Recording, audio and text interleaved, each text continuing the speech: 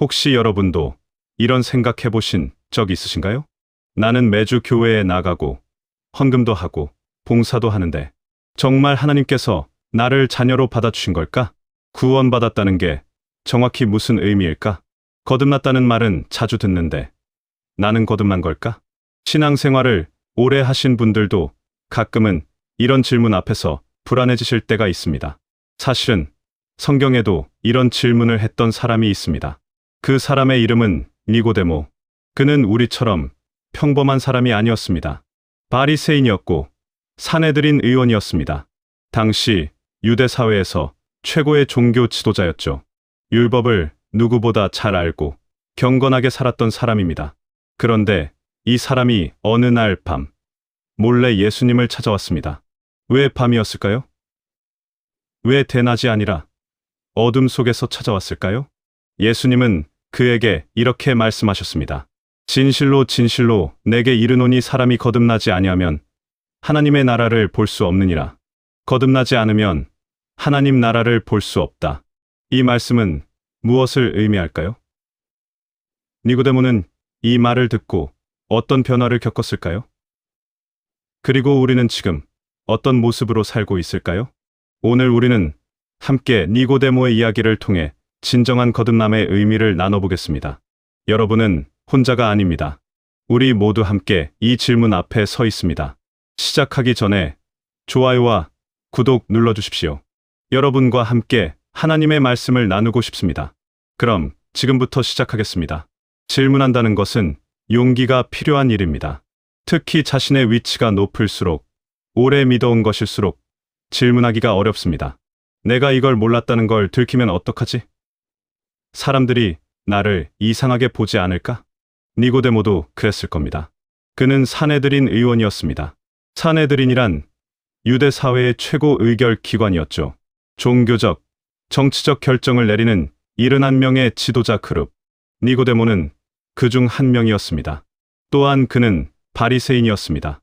바리새인들은 율법을 철저히 지키는 사람들이었습니다. 손 씻는 법, 안식일 규례, 11조까지 하나하나 정확하게 지켰습니다.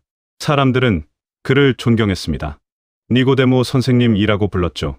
율법에 대해 궁금한 게 있으면 그에게 물어봤습니다.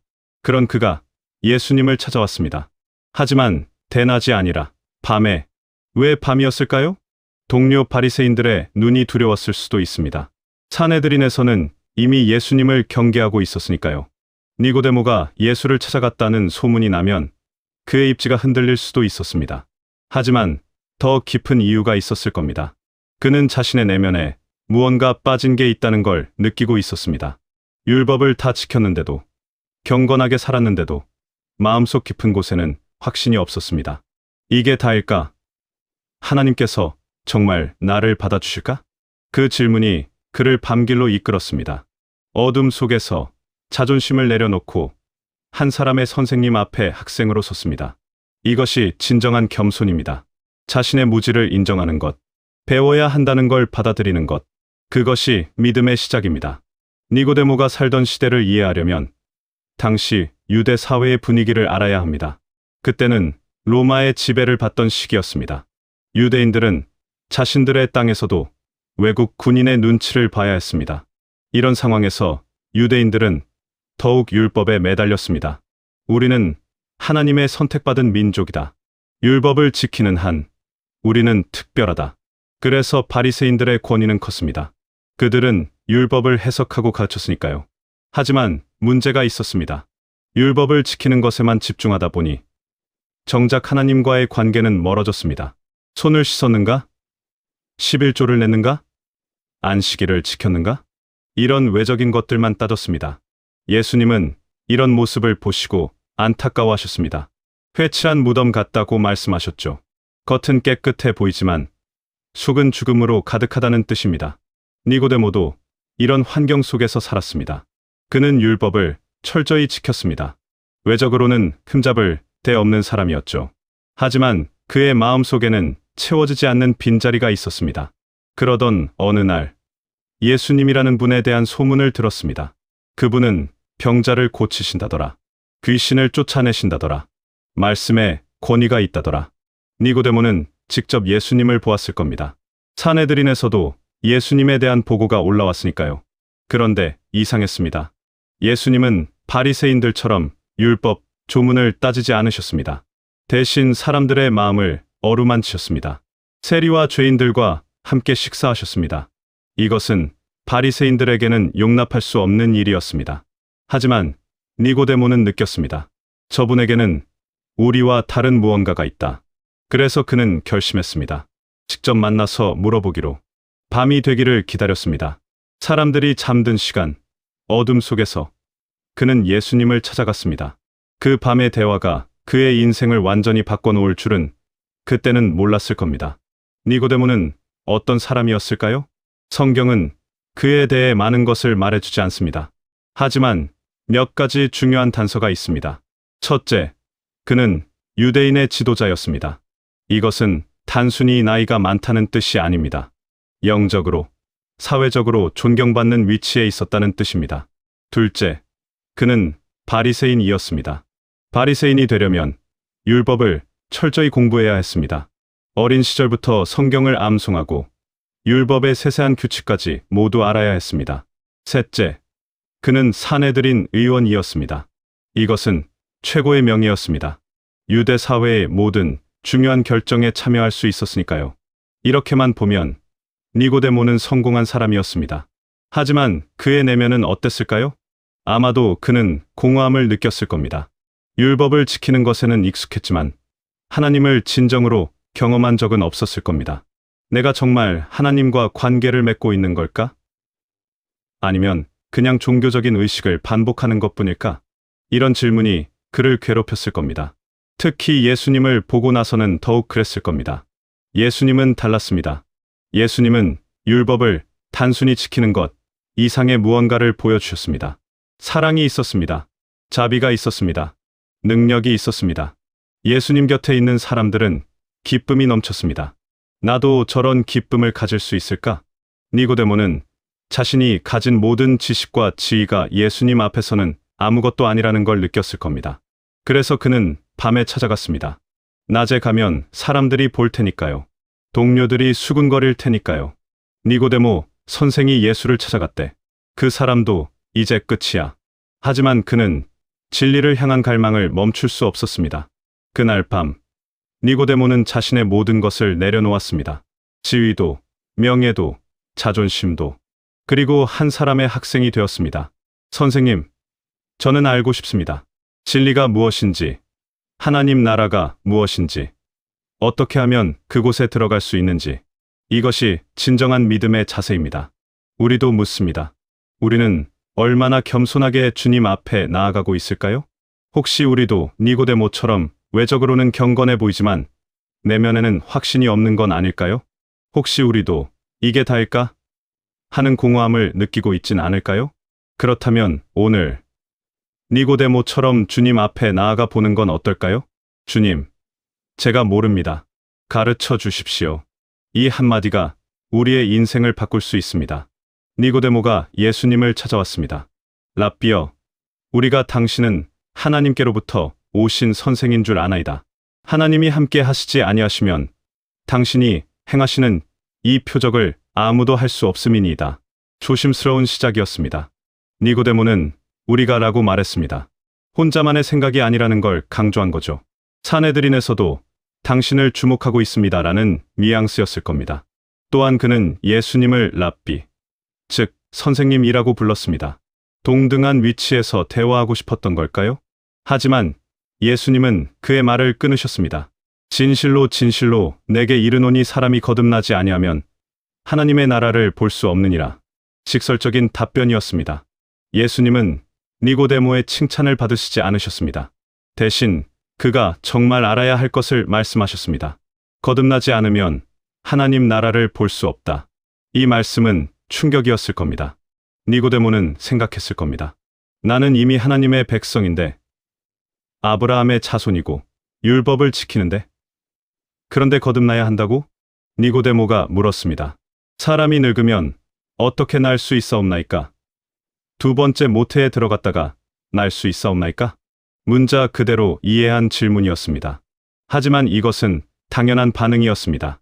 니고데모는 평생 율법을 문자 그대로 지켜왔으니까요. 예수님은 다시 설명하셨습니다. 진실로 진실로 내게 이르노니 사람이 물과 성령으로 나지 아니하면 하나님의 나라에 들어갈 수 없느니라.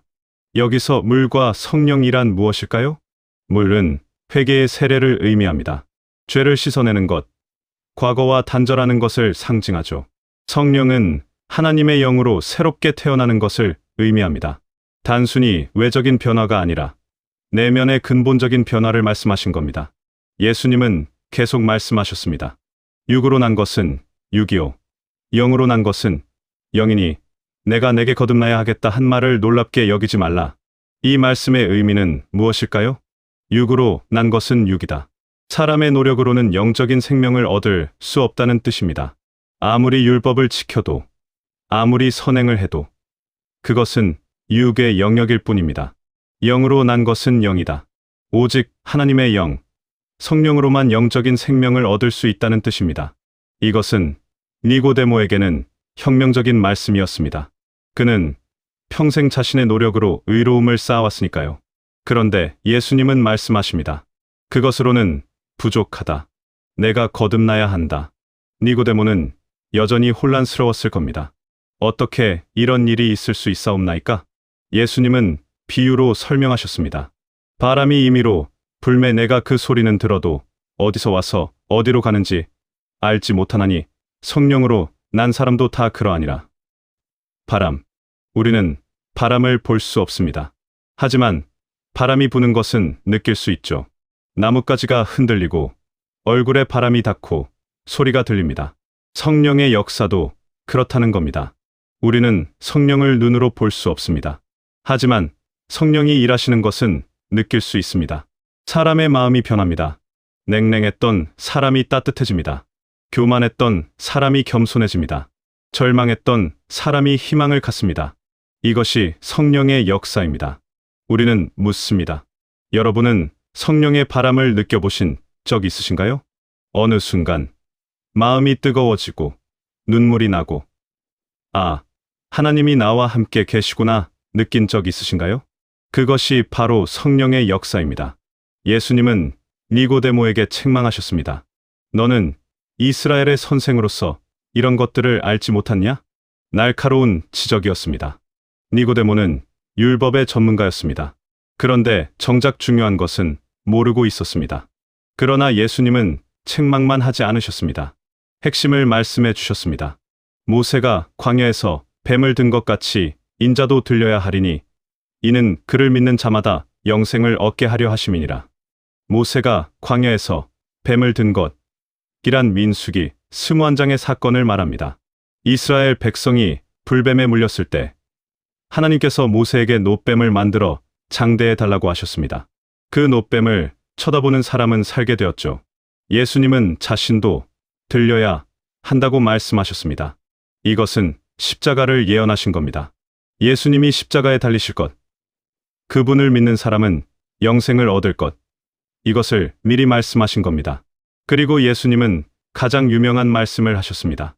하나님이 세상을 이처럼 사랑하사 독생자를 주셨으니 이는 그를 믿는 자마다 멸망하지 않고 영생을 얻게 하려 하심이니라. 이 말씀은 전 세계적으로 가장 많이 인용되는 성경 구절입니다. 왜 그럴까요? 이 한 구절에 복음의 핵심이 모두 담겨 있기 때문입니다. 하나님이 세상을 이처럼 사랑하사 사랑의 동기입니다. 독생자를 주셨으니 희생의 방법입니다. 이는 그를 믿는 자마다 믿음의 조건입니다. 멸망하지 않고 영생을 얻게 하려 하심이니라. 구원의 결과입니다. 니고데모는 이 말씀을 듣고 무엇을 느꼈을까요? 아마도 그는 깨달았을 겁니다. 아, 율법을 지키는 것으로는 부족했구나. 하나님의 사랑을 믿어야 하는구나. 예수님을 믿어야 하는구나. 그날 밤 대화가 어떻게 끝났는지 성경은 말해주지 않습니다. 하지만 우리는 나중에 니고데모가 어떻게 변했는지 알 수 있습니다. 니고데모의 이야기는 요한복음 3장에서 끝나지 않습니다. 그 후 니고데모는 2번 더 등장합니다. 예수님에 대한 논쟁이 산헤드린에서 일어났습니다. 많은 사람이 예수님을 잡아 죽이려 했습니다. 이때 니고데모가 입을 열었습니다. 우리 율법은 사람의 말을 듣고 그 행한 것을 알기 전에 심판하느냐? 조심스러운 변호였습니다. 그는 직접적으로 예수님을 옹호하지 않았습니다. 대신 율법의 원칙을 들어 정당한 절차를 요구했습니다. 하지만 이것만으로도 용기가 필요한 일이었습니다.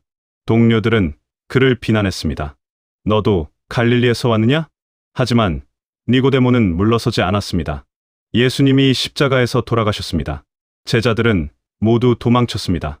두려웠기 때문입니다. 하지만 이때 니고데모가 나타났습니다. 아리마대 요셉이 예수의 시체를 가져가기를 빌라도에게 구함에 니고데모도 모략과 치명 섞은 것을 100리트라쯤 가지고 온지라. 100리트라는 약 33kg입니다. 엄청난 양입니다. 왕을 장사 지낼 때나 쓰는 양이었죠. 니고데모는 이제 더 이상 숨지 않았습니다. 밤에 몰래 찾아왔던 그 사람이 이제는 대낮에 모든 사람이 보는 앞에서 예수님의 시체를 정성껏 장사 지냈습니다. 이것은 자신의 모든 지위를 걸고 한 행동이었습니다. 사내들인에서 쫓겨날 수도 있었습니다. 친구들에게 배신자로 낙인 찍힐 수도 있었습니다. 하지만 그는 그렇게 했습니다. 왜일까요? 그날 밤 대화가 그를 바꿔놓았기 때문입니다. 그는 거듭났습니다. 겉으로만 경건한 바리새인에서 진정으로 예수님을 따르는 제자로 변했습니다. 우리는 묻습니다. 우리도 이런 변화를 경험하고 있을까요? 믿음이 점점 담대해지고 있을까요? 아니면 여전히 사람들의 눈치를 보고 있을까요? 니고데모의 변화는 우리에게 말합니다. 진정한 거듭남은 삶의 변화로 나타난다고. 니고데모의 이야기를 통해 우리는 세 가지를 배웁니다. 첫째, 겸손의 중요성입니다. 니고데모는 높은 사람이었습니다. 하지만 그는 자신이 모른다는 것을 인정했습니다. 이것이 진정한 겸손입니다. 우리는 어떻습니까? 혹시 나는 오래 믿었으니까 다 안다고 생각하진 않으셨나요? 혹시 나는 이만하면 충분히 경건하다고 생각하진 않으셨나요? 하지만 니고데모를 보십시오. 그는 최고의 지식인이었지만 여전히 배워야 할 것이 있었습니다. 우리도 마찬가지입니다. 신앙생활은 끝이 없습니다. 항상 배우고 성장하고 변화해야 합니다. 주님, 저는 아직 부족합니다. 더 가르쳐 주십시오. 이 기도가 우리 입에서 나와야 합니다. 여러분은 최근에 언제 이런 기도를 하셨습니까? 둘째, 거듭남의 필요성입니다. 니고데모는 율법을 다 지켰습니다. 하지만 예수님은 말씀하셨습니다. 그것으로는 부족하다. 거듭나야 한다. 거듭남이란 무엇일까요? 단순히 교회에 나가는 것이 아닙니다. 단순히 선행을 하는 것이 아닙니다. 거듭남이란 성령으로 말미암아 완전히 새로운 사람이 되는 것입니다. 생각이 바뀝니다. 가치관이 바뀝니다. 삶의 방향이 바뀝니다. 옛것은 지나갔으니 보라 새 것이 되었도다. 이것이 거듭남입니다. 여러분은 거듭나셨습니까? 이것은 부담스러운 질문이 아닙니다. 정죄하는 질문이 아닙니다. 대신 초대의 질문입니다. 아직 거듭나지 못했다면 오늘 거듭나실 수 있습니다. 어떻게요? 예수님을 믿으면 됩니다. 하나님이 세상을 이처럼 사랑하사 독생자를 주셨으니 이는 그를 믿는 자마다 멸망하지 않고 영생을 얻게 하려 하심이니라. 믿음입니다. 우리의 노력이 아니라 예수님의 희생을 믿는 것입니다. 셋째, 변화의 증거입니다. 니고데모는 변했습니다. 밤에 몰래 찾아왔던 사람이 나중에는 대낮에 예수님을 위해 나섰습니다. 진정한 거듭남은 변화를 낳습니다. 우리 안에 성령이 계시면 우리는 변할 수밖에 없습니다. 물론 하루아침에 완전해지는 것은 아닙니다. 니고데모도 시간이 걸렸습니다. 하지만 방향은 분명합니다. 점점 더 주님을 닮아가는 것, 점점 더 담대해지는 것, 점점 더 사랑이 많아지는 것. 이것이 거듭난 사람의 모습입니다. 여러분은 어떻습니까? 1년 전의 나와 지금의 나를 비교해 보십시오. 조금이라도 변화가 있습니까? 조금이라도 성장이 있습니까? 만약 그렇다면 감사한 일입니다. 성령께서 여러분 안에서 일하고 계신 증거입니다. 만약 변화가 없다면 점검해 볼 필요가 있습니다. 내가 정말 거듭났을까? 아니면 그냥 종교적인 습관만 반복하는 건 아닐까? 오늘이 바로 그 점검의 날이 될 수 있습니다. 니고데모의 이야기는 2000년 전 이야기가 아닙니다. 오늘 우리의 이야기입니다. 우리도 니고데모처럼 외적으로는 신앙생활을 하지만 내면에는 확신이 없을 수 있습니다. 우리도 니고데모처럼 이게 다일까? 하는 공허함을 느낄 수 있습니다. 그렇다면 오늘 니고데모처럼 주님께 나아가 보는 건 어떨까요? 밤이든 낮이든 집에서든 교회에서든 지금 이 순간 주님께 나아가 보는 겁니다. 주님, 저는 모릅니다. 거듭남이 무엇인지, 진정한 믿음이 무엇인지 저는 잘 모릅니다. 하지만 알고 싶습니다. 경험하고 싶습니다. 변화되고 싶습니다. 저를 거듭나게 해 주십시오. 이 기도를 드려보십시오. 주님은 니고데모에게 답해 주셨던 것처럼 여러분에게도 답해 주실 것입니다. 너를 사랑한다. 내가 너를 위해 십자가를 졌다. 나를 믿으라. 그러면 영생을 얻을 것이다. 이것이 복음입니다. 좋은 소식입니다. 우리가 무엇을 해서가 아니라 주님이 무엇을 하셨기에 우리가 구원받을 수 있다는 것. 이것을 믿으십시오. 그리고 변화를 경험하십시오. 니고데모처럼 겸손하게 시작했지만 담대하게 마무리하는 그런 삶을 사십시오. 성령의 바람이 여러분 안에서 불기를 소망합니다. 오늘 우리는 니고데모의 이야기를 통해 거듭남의 의미를 나눴습니다. 그는 밤에 찾아왔지만 빛을 발견했습니다. 여러분도 그럴 수 있습니다. 지금 어둠 속에 있다고 느끼신다면 주님께 나아가십시오. 주님은 빛이십니다. 그 빛 안에서 우리는 거듭날 수 있습니다. 함께 기도하겠습니다. 사랑하는 하나님 아버지, 오늘 니고데모의 이야기를 통해 저희에게 말씀해 주셔서 감사합니다. 저희도 니고데모처럼 때로는 확신이 없고 두려움이 있습니다. 하지만 주님께 나아갑니다. 저희를 거듭나게 해 주십시오. 새로운 마음을 주십시오. 예수님의 이름으로 기도드립니다. 아멘. 오늘 영상이 도움이 되셨다면 좋아요와 구독을 눌러주시고 댓글로 아멘이라고 남겨주세요. 알림 설정하시면 새로운 성경 이야기를 가장 먼저 만나실 수 있습니다. 다음 시간에도 은혜로운 이야기로 찾아뵙겠습니다. 하나님의 사랑이 여러분과 함께 하시길 바랍니다. 감사합니다.